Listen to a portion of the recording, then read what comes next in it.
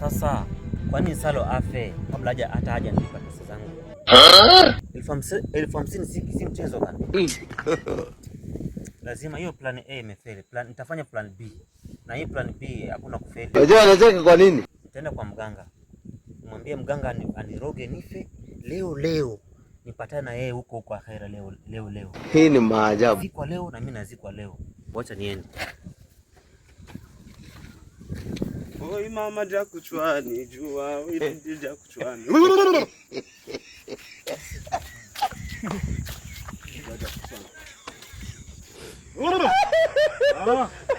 Mganga. Kijana. Vua viatu kwanza.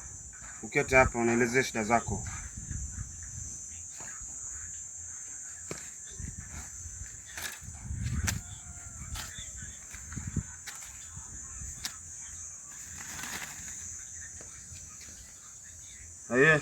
Nieleze shida zako ni gani? Mganga, nimekuja na kijana mwenzangu na mdai 50,000. 50,000?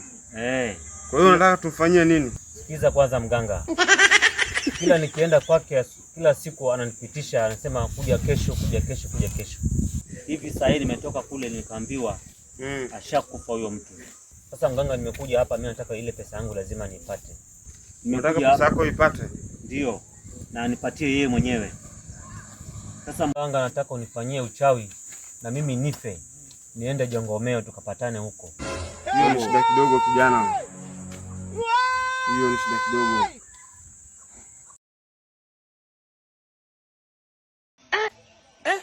My lord, I wonder. Yeah?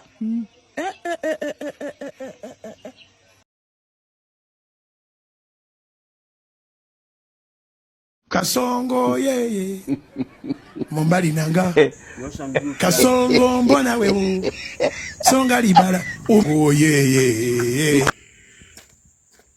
Jana hiyo shida imeisha. Unataka kufa lini? Leo maana yeye pia amekufa leo. Yeye mwenyewe amekufa leo?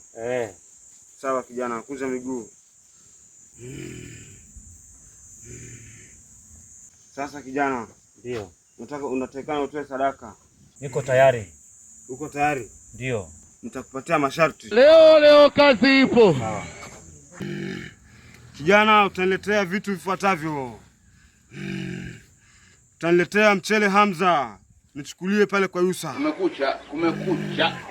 Alafu mafuta bekeri moja pale kwa Sami. Mama we. Oyo utachukua kwa Watman. Uchukue kuku wale wa masalani. Umenielewa kijana? Ndio. Ondoka. Alafu uende nyuma.